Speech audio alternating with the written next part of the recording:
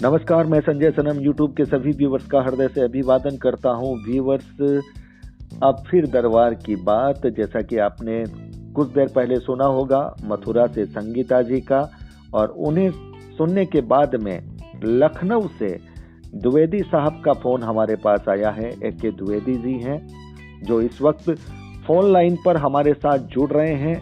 उनका भी अपना अनुभव है दरबार से संबंधित, वो भी अपनी बात कहना चाहते हैं। तो चलिए चलते हैं सीधा द्विवेदी साहब के पास और वो क्या बताते हैं अपना अनुभव, उन्हीं की जुबान में उन्हीं की बात को सुनते हैं। द्विवेदी साहब, स्वागत। जी सर। जी सर। सर बताइए क्या बात है, क्या अनुभव सुनाना चाहते हैं आप? सर, मुझे थोड़ी सी पहले घबराहट होती थी और पसीना आता था। मैंने अपना बीपी चेक करवाया था तो बीपी थोड़ा बढ़ा हुआ निकला था। उसकी दवाइयां ली गई, वो शायद सही दवाइयां नहीं थी या सटीक दवाई नहीं थी, उतना फायदा नहीं हुआ। इस दौरान जो है मैं यूट्यूब के माध्यम से कानपुर की करौली सरकार को देख करके और मैं उनसे जुड़ गया। मैंने एक प्लान बनाया, मुझे लखनऊ से कानपुर जो मात्र 78 किलोमीटर दूर है, मुझे वहां जाना चाहिए और उनसे ट्रीटमेंट लेना चाहिए। मैं वहां गया, मैंने 7 हवन किट खरीदी, अपनी धर्मपत्नी के साथ गया। वहां पे आरजी बंधन इत्यादि भी कराया जाता है, उसमें कुछ 500 रुपए करीब लगते हैं एक आदमी का। उसको मैंने करवाया और 3551 रुपए की एक किट होती है। मैंने वैसी 7 किट खरीदी और मुझसे एक ईंटा भी रखवाया गया वहां पर, और उसको लेकर के मैं घर आया। घर में मैंने हवन करना शुरू किया। हवन करते ही पहले मेरी छोटी बेटी बीमार हो गई। छोटी बेटी बीमार हो गई जो कि लॉ कर रही है, वो बेचारी बीमार हो गई। उसने कहा पापा तुम सब क्या लाए हो, लेकिन फिर भी मैं जो है भगवान भोलेनाथ या जो भी करौली सरकार है, क्योंकि इसमें हमारा धन लगा था, तो मैंने कहा मैं इसको प्रोसेस को पूरा करूंगा ही करूंगा। मैंने प्रोसेस पूरी की। प्रोसेस पूरी करने के बाद मुझे ऐसा महसूस होने लगा कि घर में या खिड़की के आसपास या बरामदे में कोई चलता फिरता है और घोड़े के टापों की आवाज आती है। आपके घर में? जी। आप ये देख भी पा रहे थे या सिर्फ आवाज सुन पा रहे थे? आवाज सुनते थे। उठ करके रात 12 बजे 2 बजे आवाजें आती थी, मैं उठ के बैठ जाता था।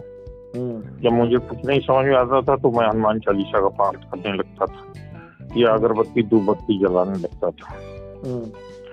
मैं इस तरीके से कई रातें मेरी ऐसी बीती, लेकिन मैंने वो प्रोसेस पूरा किया हूँ। प्रोसेस पूरा करने के बाद जब मेरी तबीयत बहुत ज्यादा बिगड़ गई तो एक बार मैंने अपनी धर्मपत्नी से झगड़ा करके उनको मैंने कानपुर भेजा। मैंने कहा आप जाओ, उनको बताओ।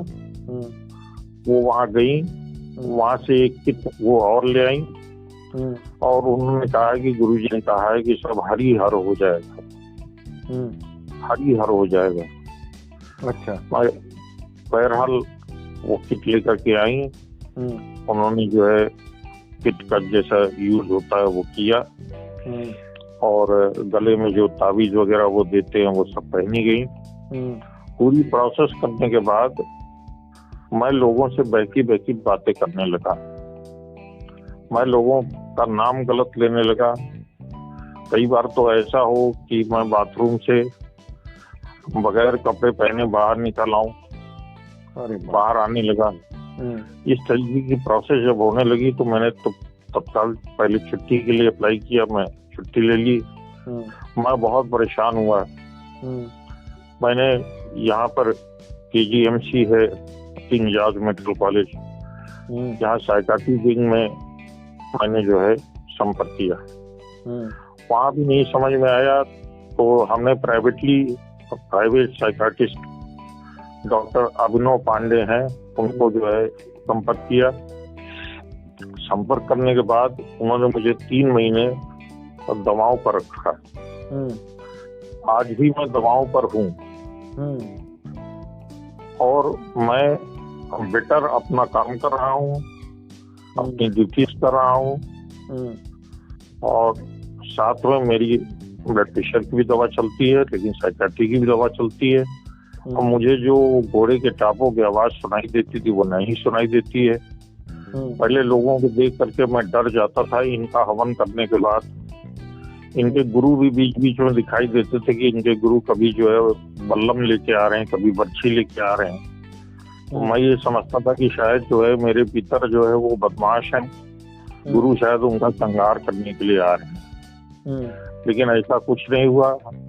बाद में मुझे जो साइकियाट्रिस्ट के ही शरण में जाना पड़ा, तो वहां से मैं इस समय 90% ठीक हूँ। द्विवेदी साहब, मेरा सवाल ये है, आपको पसीना आता था, घबराहट होती थी, आपने डॉक्टरी इलाज भी लिया, लेकिन आपको लगा कि डॉक्टरी इलाज से प्रेशर की दवाई लेने से आपको लाभ नहीं हुआ और आप किसी दरबार में चले गए, यही बात हुई ना? और आपने उनकी प्रक्रियाएं की, आपको तकलीफ हुई, आपने फिर डॉक्टर को दिखाया, वो दवा ली, अब आप अपने आप को ठीक महसूस कर रहे हैं। इससे एक बात, आपने जब वो प्रक्रियाएं पूरी की तब आपको बहुत सारी चीजें दिख रही थी। आपने कहा घोड़ों की टाप सुनाई दे रही थी, उनके गुरु दिख रहे थे, बहुत सारी चीजें आपको दिख रही थी। तो आप ये क्या मानते हैं कि कुछ तो है वहां पर, या आपका ये भ्रम था?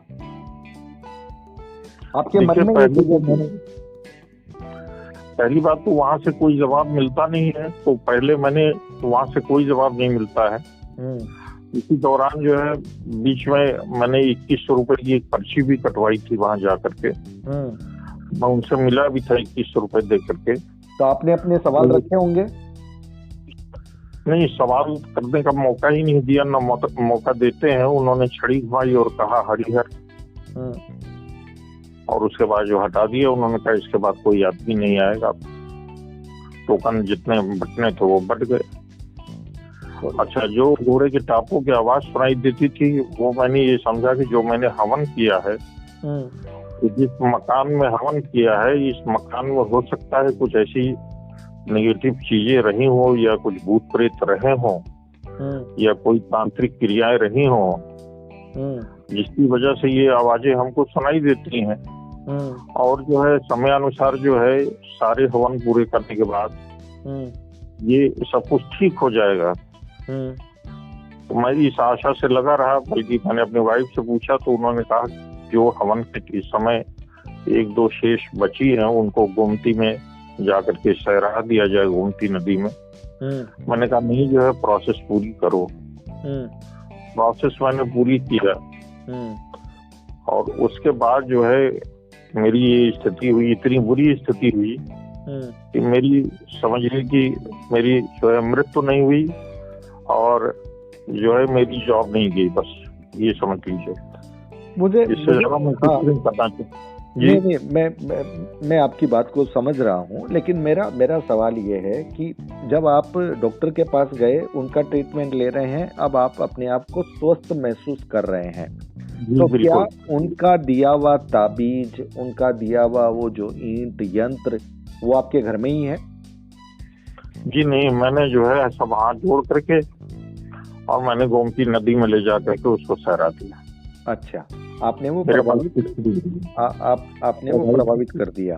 लेकिन आप ये कहना चाहते हैं कि आपने जितना हवन किया, जो प्रक्रियाएं की, अगर आपके हिसाब से उसका नकारात्मक प्रभाव था, फिर भी आप जो डॉक्टर की दवाई ले रहे हैं उससे आप ठीक हो रहे हैं, इसे क्या समझा जाए? इसे क्या समझा जाए कि क्या लोगों का ये मानसिक भ्रम है, जबकि हमारे शास्त्र कहते हैं सूक्ष्म शक्तियां होती है, पूर्वज भी होते हैं, पितर भी होते हैं, हर शक्तियों का अस्तित्व है। तो आपकी इस पूरी बात से ऐसा लग रहा है कि ये जो आपको जो प्रॉब्लम थी वो मानसिक थी, और मानसिक डॉक्टर के पास आप गए और आप अब स्वस्थ हो गए। सर, ये प्रॉब्लम्स जितनी भर भी होती हैं, शास्त्रों में क्या लिखा है उनका तो मुझे उतना ज्ञान नहीं है, मैं रामचरितमानस वगैरह पढ़ लेता हूँ, लेकिन मुझे उतना वेदों का ज्ञान नहीं, उपनिषद का ज्ञान नहीं है। लेकिन मैं ये समझता हूँ कि जो ये घबराहट इत्यादि होती है, ये सब जो है एक प्रकार के जो मानसिक रोग होते हैं। ये एंजाइटी डिसऑर्डर, पैनिक डिसऑर्डर, या बहुत भयंकर जो मेरे साथ अटैक पड़ा जो है उसको शिजोफ्रेनिया बोलते हैं। जो वहां से आने के बाद जो मुझे अटैक पड़ा, जिसमें मैं बाथरूम से नेकेड जो है बाहर निकल आया जी। ये जो है सब मानसिक रोग हैं। ये किसी न किसी तरीके से मनुष्य के माइंड में, दिमाग में जो रासायनिक परिवर्तन होते हैं, जो साइंस कहती है, ये अकॉर्डिंगली वैसे ही होते हैं। इसमें अमूमन पेशेंट या पेशेंट के घर वाले जो है डॉक्टर की थोड़ा कम सुनते हैं। उनका भी विश्वास जो है दुआ तावीज में ज्यादा रहता है। लेकिन वास्तव में डॉक्टर ही काम आता है, मानसिक रोग विशेषज्ञ ही काम आता है, और वही सही इलाज करता है। तो मैं लोगों से यही अनुरोध करूंगा कि आपको इधर उधर भटकने के बजाय मानसिक रोगों के लिए, घबराहट के लिए, या घर में कोई समस्या हो, जैसे मेरा एक सिविल सूट भी चल रहा है, पार्टीशन सूट भी चल रहा है, उसमें भी कोई हमको आराम नहीं मिला। कोई ये सब जितनी चीजें हैं, मैं अपने आप को कह रहा हूँ कि मैं बेवकूफ हूँ जो मैं ये सब चीजों में पढ़ा और इतना पैसा खर्च किया, और पढ़ा लिखा होने के बावजूद भी जो है ऐसी बेवकूफी मैंने की। और आज वही डॉक्टर हमारे काम आया, जिन डॉक्टर को हम लोग कहते हैं, जिन डॉक्टरों के लिए हम लोग जो है शब्द प्रयोग करते हैं कि डॉक्टर इतना पैसा ले लेता है, वो उतना पैसा ले लेता है। ऐसा नहीं है। डॉक्टर भगवान होता है, डॉक्टर ट्रीटमेंट करता है, और खासतौर से मानसिक रोग का जो डॉक्टर होता है वो वास्तव में जो है बिल्कुल सही ट्रीटमेंट करता है। थोड़ा टाइम लगता है इसमें उनको समझने में केस को, लेकिन जो है 2-3 महीने में अच्छे से अच्छे केस जो है, बुरे से बुरे केस जो है वो हैंडल कर लेते हैं, और इसका इलाज हो जाता है। और मुझे अच्छी नींद आती है, ना घोड़े की टाप सुनाई देती है, ना आवाज सुनाई देती है। मुझे लगता है कि जैसे ये एक सपना सा था, और कभी उधर ध्यान भी नहीं जाता है, और कभी उधर ध्यान नहीं जाता। करौली सरकार का वीडियो मैं अब भी देखता हूँ, लेकिन जो देखने से पहले जो देखने पे तमाम प्रकार की वो होती थी, अब मैं सिर्फ टेस्टिंग की दृष्टि से देखता हूँ, मुझे कोई सेंसेशन नहीं होता है। जी, तो ये आपका अनुभव है वो सिर्फ करौली सरकार का ही है कि और भी कुछ दरबारों के अनुभव आपके अनुभव में इसमें जुड़े हुए हैं? नहीं, मेरे पास 2 दरबारों का अनुभव है। एक घाटा मेहंदीपुर बालाजी राजस्थान का अनुभव है, और एक ये करौली सरकार का अनुभव है। घाटा मेहंदीपुर बालाजी राजस्थान का जो अनुभव है, वहाँ तो मैन डीलिंग है नहीं, इसलिए वहाँ लूट खसोट नहीं है। वहाँ ये नहीं है कि आप जो ये किट खरीदिए, ये करिए। वहाँ तो दर्शन है, आपका अपना दर्शन है, आपकी अपनी पूजा है, और ईश्वर होंगे वहाँ पर, हनुमान जी होंगे वहाँ पर जी। तो इसलिए वहाँ पर तो हमने लोगों को ठीक होते देखा भी है। मैं बाय नेम भी जानता हूँ जो है, जो लोग वहाँ से ठीक हुए। तो इसका मतलब द्विवेदी जी, आप ये तो मानते हैं कि जब लोग ठीक हुए हैं तो मानसिक रोगों के अलावा भी इस दुनिया में कुछ चीजें तो होती है जिनसे लोग परेशान होते हैं, या जिनकी तकलीफें होती है, या जो चीजें कई बार लोगों का भला भी करती है। सूक्ष्म शक्तियां बोल दीजिए आप, पॉजिटिव एनर्जी, नेगेटिव एनर्जी जी। तो आप ये तो मानेंगे ही कि दुनिया में है तो सही, तभी तो लोग वहाँ ठीक हो रहे हैं, जो आप मेहंदीपुर बालाजी के बारे में जो बोल रहे हैं जी। और ठीक ऐसे ही देखिए, करौली सरकार से भी या दूसरे दरबारों से भी कुछ लोग ऐसे भी हैं जो ये बोलते हैं कि हम एकदम स्वस्थ हो गए, हमारा बहुत अच्छा हो गया, ये भी है। तो आप सर, ये this is a very temporary phase. ये ऐसा प्रतीत होता है कि आप जो है महीने भर के लिए, 15 दिन के लिए आपको आराम हो गया, ये ऐसा प्रतीत होता है। और इसके पीछे मुझे ये लगता है कि अगर जो भी इनके पास बाय द वे स्पिरिचुअल ताकतें अगर होती हैं इनके पास, जो मैंने देखा नहीं, अगर होती है तो शायद इसको ये महीने 15 दिन के लिए किसी व्यक्ति पर कुछ पॉजिटिविटी जो है प्रयोग कर देते हैं, उसके बाद जब उससे धनार्जन कर लेते हैं तो वो वैसे ही निगेटिव बल्कि और ज्यादा निगेटिव हो जाता है। क्योंकि मैं तो इतना परेशान हो गया था कि लोग जो है हैरान थे कि ये व्यक्ति जो कभी क्रोध नहीं करता था, ये व्यक्ति कभी सबसे भैया भैया करके बात करता था, इस व्यक्ति को अचानक ही हवन करने के बाद क्या हो गया है, ये क्या क्या करता है, क्या क्या बोलता है, किस किस तरीके से मिसबिहेव करता है लोगों से। मुझे खुद जो है आश्चर्य होता था कि जो है मुझ जैसा जो है सीधा आदमी, और मैं लोगों से इवन देन जो है अपने ऑफिसर्स से उनसे मिसबिहेव कर रहा हूँ, और जिस डाल पर बैठा हूँ उसी डाल को काट रहा हूँ। तो मैं सर इसमें परेशान हो गया था। बाकी और कोई प्रश्न आपका हो तो आप बताइए। चलिए, आपने अपना अनुभव दिया, आपने अपनी बात कही, जो आपके मन में था वो आपने बात कही। तो आपकी इस अनुभव का शीर्षक यही जाता है कि दरबारों में जाने से पहले आप डॉक्टर के पास जाइए। जी सर, जी सर। आप यही कहना चाहते हैं कि दरबारों के पास जाने से पहले आप एक बार अपना अच्छे से डॉक्टर से इलाज करवा लीजिए। एक डॉक्टर नहीं, 2 डॉक्टर चेंज कर लीजिए। हो सकता है कोई डॉक्टर आपकी व्याधि को नहीं पकड़ पाए, जैसा कि आपकी प्रेशर की व्याधि भी पहले वाला डॉक्टर नहीं पकड़ पाया। वो टेबलेट आप बोल रहे हैं कि सही नहीं थी, लेकिन जो मनोचिकित्सक थे उन्होंने आपकी तकलीफ को एकदम पकड़ लिया और उनका इलाज रामबाण की तरह आपके काम कर रहा है।